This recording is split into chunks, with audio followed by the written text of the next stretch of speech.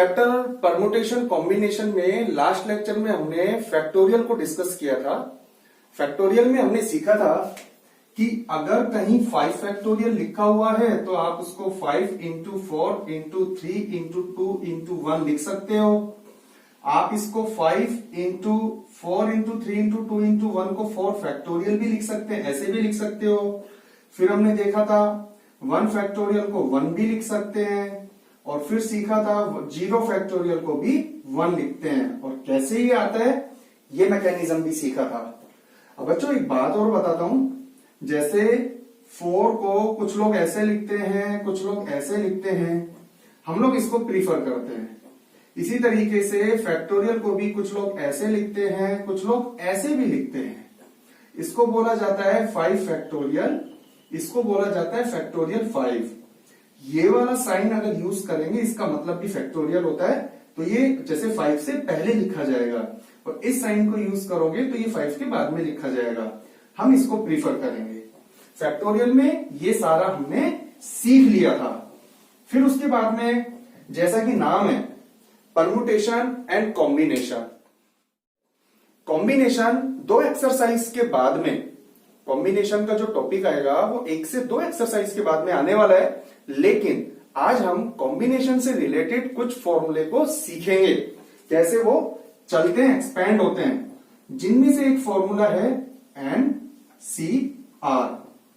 जैसा कि मैंने बताया कि 1 से 2 एक्सरसाइज बाद कॉम्बिनेशन का टॉपिक आएगा, लेकिन हम इस फॉर्मूले को अभी डिस्कस कर रहे हैं। C का मतलब कॉम्बिनेशन होता है, और उसका मतलब क्या होता है हम आगे के टॉपिक में डिस्कस करेंगे। लेकिन बेटा लिखना हमें इसी तरीके से, कभी भी ऐसे मत लिखना जल्दबाजी में।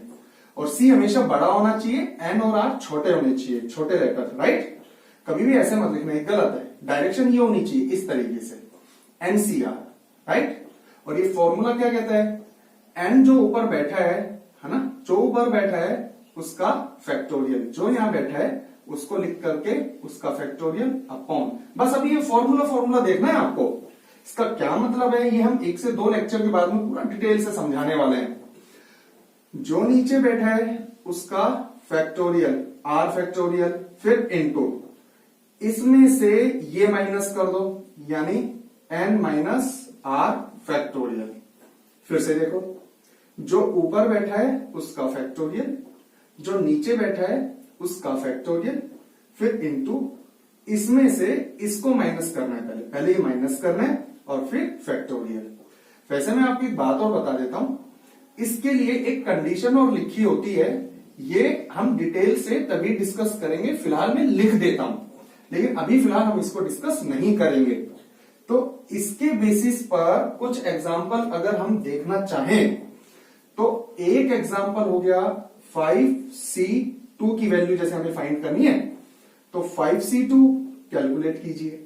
तो 5 जैसे यहां बताया, जो ऊपर बैठा है उसका फैक्टोरियल, तो यहां 5, तो यह आ गया 5 फैक्टोरियल अपॉन, फिर जो नीचे बैठा है उसका फैक्टोरियल यानी 2 फैक्टोरियल इनटू, फिर इसमें से इसको माइनस कर दो, N में से R को माइनस कर दो, इसी तरीके से 5 में से 2 को माइनस कर दो, तो 5 माइनस 2 और फैक्टोरियल। जो ऊपर बैठा है उसका फैक्टोरियल, जो नीचे बैठा है उसका फैक्टोरियल इनटू, इसमें से इसको माइनस कर दो, 5 माइनस 2 और फैक्टोरियल। तो अब इसको सोल्व करना है, बस इतना सा है।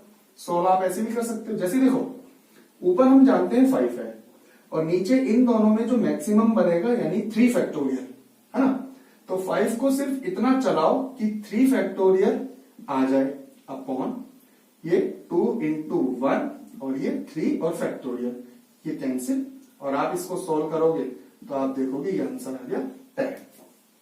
बस इतना सा। इसी तरीके से एक और एग्जांपल हम लेते हैं 5C1। क्या हमें 5C1 की वैल्यू फाइंड करनी है, क्या वैल्यू आती है इसकी, तो जो ऊपर बैठा है सबसे पहले उसका फैक्टोरियल, फॉर्मूला कहता है भाई, फिर जो नीचे बैठा है फिर उसका फैक्टोरियल, फिर इसमें से इसको माइनस करो यानी 5 माइनस 1 और फिर फैक्टोरियल, पहले माइनस होगा फिर फैक्टोरियल लगेगा, तो ऊपर क्या बनेगा 5 फैक्टोरियल और नीचे क्या बनेगा 4 फैक्टोरियल। तो 5 इंटू 4 फैक्टोरियल तक ही रखो, तो 1 इंटू 4 फैक्टोरियल, जिससे ये कैंसिल और ये आंसर आ गया 5। ऐसे आपको कैलकुलेट करना है। तो एक और हम ले लेते हैं एग्जांपल नंबर 3, 5C0, 5C0। ठीक है, तो जो ऊपर बैठा है उसका फैक्टोरियल, फॉर्मूला कह रहे हैं ना, फिर जो नीचे बैठा है उसका फैक्टोरियल इनटू इसमें से इसको माइनस कीजिए, 5 माइनस 0 और फैक्टोरियल, तो क्या बना 5 फैक्टोरियल अपॉन 0 फैक्टोरियल, अपन जानते हैं 1 इंटू 5 माइनस 0 5 और फैक्टोरियल, कैंसिल आउट। ठीक है, आंसर विल बी 1। तो इस तरीके से हमें इस फॉर्मूले को एक्सपेंड करना है। अभी आगे और देखिए, और चलते हैं, है ना। चलिए हम इसको हटाते हैं, फिर इसके बाद में और एग्जांपल लिखते हैं। 3 एग्जांपल तो हो चुके हैं हमारे। ठीक है भाई, आगे देखो। अब हम चलते हैं एग्जांपल नंबर 4। मान लीजिए 6C2 वैल्यू अपने को फाइंड करनी है, तो जो यहां बैठा है ना, 6 फैक्टोरियल, ठीक है, अपॉन जो यहां बैठे हैं नीचे 2, तो 2 फैक्टोरियल, ठीक है, इनटू, तो 6 फैक्टोरियल अपॉन 2 फैक्टोरियल इनटू, फिर इसमें से इसको माइनस करना है, 6 माइनस 2 और फैक्टोरियल। ठीक है, तो ये क्या बना 6 इंटू 5 इंटू 4 फैक्टोरियल अपॉन, तो 2 इंटू 1 इंटू 4 फैक्टोरियल, ये कैंसिल, इससे ये 3, फिर क्या आ गया 15। ठीक है, इसी तरीके से नेक्स्ट एग्जांपल 6C3, मान लीजिए हमें इसको फाइंड करना है। ठीक है, तो जो यहां बैठा है 6 फैक्टोरियल अपॉन, फिर जो यहां बैठा है कौन है 3, तो 3 फैक्टोरियल इनटू, तो 6 में से 3 को माइनस करो, 6 माइनस 3 और फैक्टोरियल, सोल्व करो, 6 into 5 into 4 into 3 into 2 into 1, ऐसे भी कर सकते हैं, बस थोड़ा लेंथी पड़ जाता है। 3 इंटू 2 इंटू 1, फिर ये मल्टीप्लाई, फिर वापस से 3 फैक्टोरियल का 3 इंटू 2 इंटू 1, तो इससे तो ये कैंसिल, और 6 से 6 कितना आ गया 20। ठीक है, तो ऐसे आपको और भी कैलकुलेशन, और भी इस तरीके से आप कैलकुलेट कर सकते हो, और भी कैलकुलेशन करके चीजों को और स्ट्रॉन्ग बना सकते हो। अब क्वेश्चन ये आता है कि सर इन वैल्यूज में बेसिकली कैसे ये हम बैलेंस करें, मतलब कि इन दोनों में आपने अभी तक के एग्जांपल में देखा ये वाली वैल्यू बड़ी रहती है। यस, अगर हम मान लीजिए वैल्यू को बड़ी ना ले, ऐसे कर दें, तो क्या होगा, देखो आपके सामने, देखते हैं क्या होता है। ठीक है भाई, तो अपन लिखेंगे इसको 3 फैक्टोरियल, है ना, 6 फैक्टोरियल, फिर इसमें से जब इसको माइनस करोगे तो ये आएगा -3 फैक्टोरियल। तो यहां एरर आ जाएगा, क्योंकि छोटी वैल्यू में से बड़ी वैल्यू को आप माइनस कर रहे हो, तो इसलिए इस वैल्यू को हमेशा बड़ा होना जरूरी है। हाँ, लास्ट आप ये कर सकते हो, दोनों को इक्वल रख सकते हो, क्योंकि उस केस में ये 0 फैक्टोरियल हो जाएगा, और सबसे मिनिमम वैल्यू 0 ही है जिसका फैक्टोरियल हम जानते हैं। तो 3 फैक्टोरियल इंटू 0 फैक्टोरियल, समझ गए, दोनों इक्वल हो सकते हैं, वरना ये वाली वैल्यू हमेशा छोटी रहेगी, इसलिए ये वाली वैल्यू को हमेशा छोटी रखा है, और वैसे दोनों इक्वल हो सकते हैं, 5C5 की वैल्यू आप फाइंड कर सकते हो। ठीक है, चलिए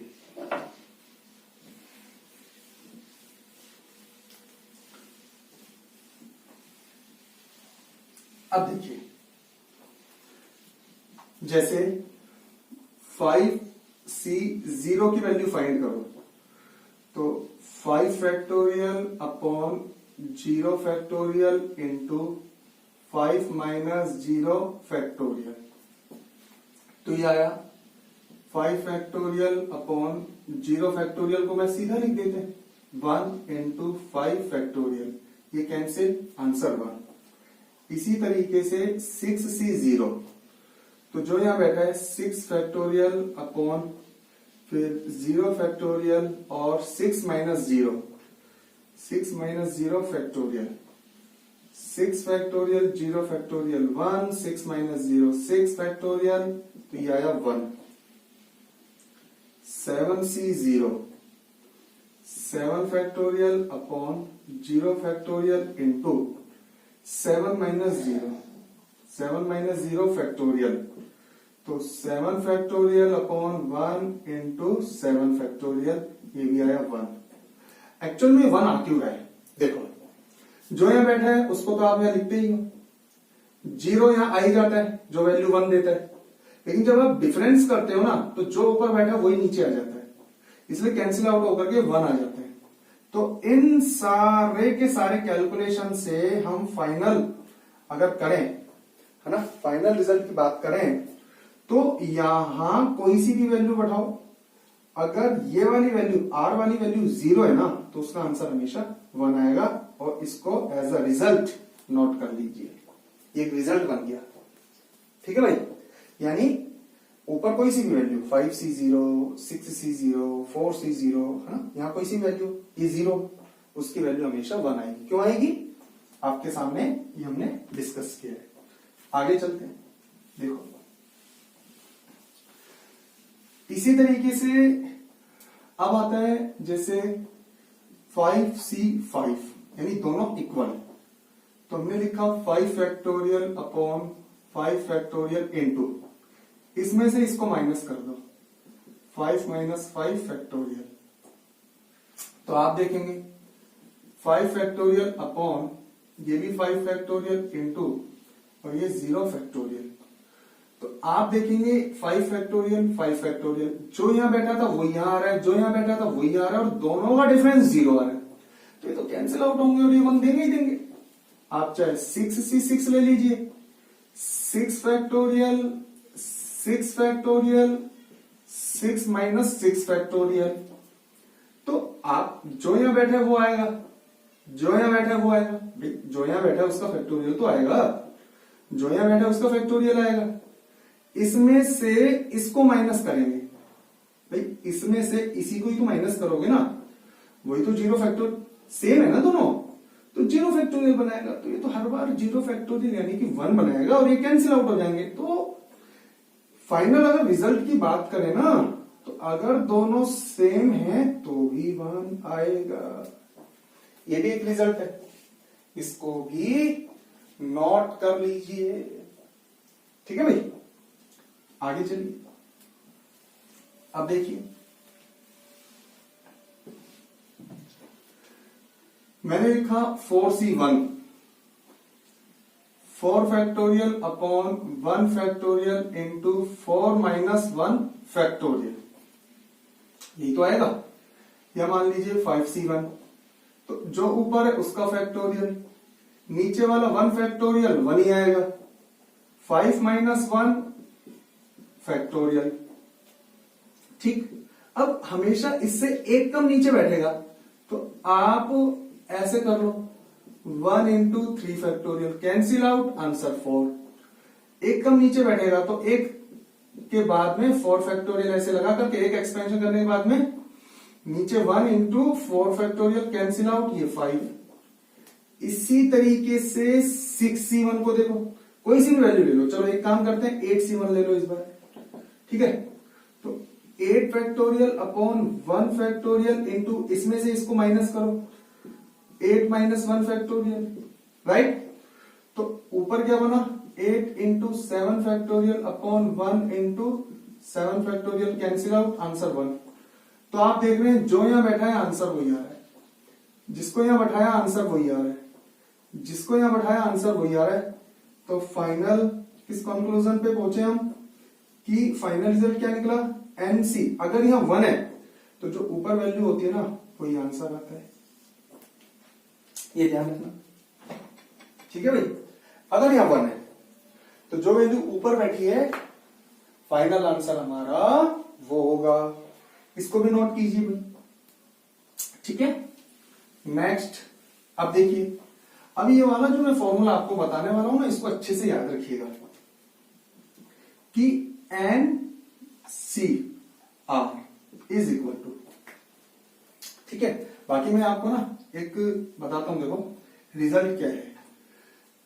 5C0 ये हमेशा ध्यान रखना, जैसे कि मैंने बताया 1, 5C1 5। अब आप लोग कैलकुलेट कीजिए, 5C2 10, 5C3 10, 5C4 5 और 5C5 5C5 1, ठीक है। अब आप देखिएगा NCR is equal to N C, N C C. जो यहां लिखा, यहां पर इसमें से इसी को माइनस करके लिखना है, बस दोनों वैल्यू इक्वल होती है। एग्जांपल,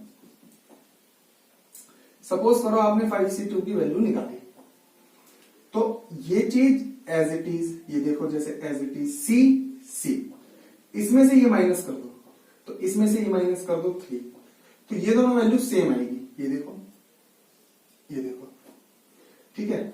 5C1, ठीक है, तो 5C इसमें से इसको माइनस कर दो 4, तो ये दोनों वैल्यू सेम आएगी। ये देखो 5C0, ठीक है, तो इसमें से इसको माइनस कर दो 5, तो ये दोनों वैल्यू सेम आएगी, ठीक है, वैल्यू सेम। Important result. और तो और, अब आपको वैल्यू देखो ना, ये बात मैं आपको बता ही चुका था कि यहां 0 आती 1 कर देना और 1 आती 5, तो 1 2 3 4 5 6 में से ये डायरेक्ट आंसर लिख दोगे, ये डायरेक्ट आंसर लिख दोगे, इसकी वजह से ये डायरेक्ट आंसर लिख दोगे और इसकी वजह से ये डायरेक्ट आंसर। इन दोनों में भी एक ही कैलकुलेट कर लो, वो भी मन में कर लो आप, तो दूसरे का रिजल्ट तो वैसे ही आ जाएगा ना। अब देखिए, और एक बात और देखिए कि अगर हम किसी को भी कैलकुलेट करते हैं, किसी भी वैल्यूज को अगर हमें एनसीआर में निकालना है, तो देखो कैसे, 0 से स्टार्ट होगा, इससे कम तो जा ही नहीं सकते, फैक्टोरियल होना है ना इसका भी। तो 6C1 6C2 6C1 6C2 6C3 6C4 6C5 और लास्ट 6C6 तक जाएगा, दोनों इक्वल तक जा सकते हैं। तो अब 6C0 की वैल्यू अभी अपने को पता है ना, डायरेक्ट 1, और 6 माइनस 0 6, दोनों की वैल्यू सेम आ गया, अब इसको निकालने की जरूरत नहीं है।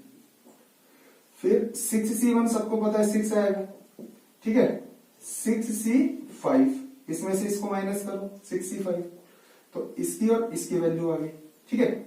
अब 6C2 6 factorial upon 2 factorial, direct लिखो 4 फैक्टोरियल, तो 6 into 5 into 4 factorial upon 2 into 1 into 4 factorial, cancel 3, ये आ गया 15, और 6C2 था ना, तो 6C4, ये आ गया और ये आ गया, एक वैल्यू बच गई, उसको कैलकुलेट कर लो।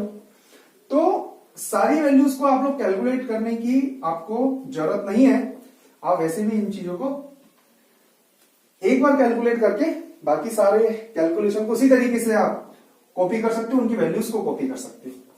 तो अब कुछ वैल्यूज आपको कैलकुलेट करनी है और उसका आंसर मुझे आपको जो व्हाट्सएप नंबर आपको नजर आ रहा है स्क्रीन पर, उस पर सेंड करना है, ठीक है भाई। तो 7 की सीरीज 7C0 7C1 7C2, ठीक है, 7C3, इसी पैटर्न पे कुछ निकालना और कुछ फॉर्मूले का यूज करके कॉपी करना है। 7C4 7C4 7C5 7C6 7C7, बस, ठीक है, इनकी वैल्यू फाइंड करनी है। और एक और है 10C0 10C1 10C2 10C3 10C4 10C5 10C6 10C7 10C8 10C9 और फाइनली 10C10, बस, इससे ज्यादा वैल्यू निकल भी नहीं सकती। 10 की सीरीज में टोटल 11 वैल्यूज होती है, क्योंकि देखो 1 2 3 4 5 6 7 8 9 10 और एक ये टोटल 11। 7 में एक ज्यादा 8 1 2 3 4 5 6 7 और एक ये टोटल 8।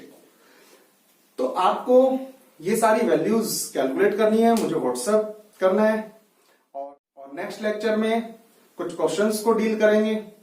तो मिलते हैं नेक्स्ट लेक्चर में, तब तक के लिए ऑल द बेस्ट।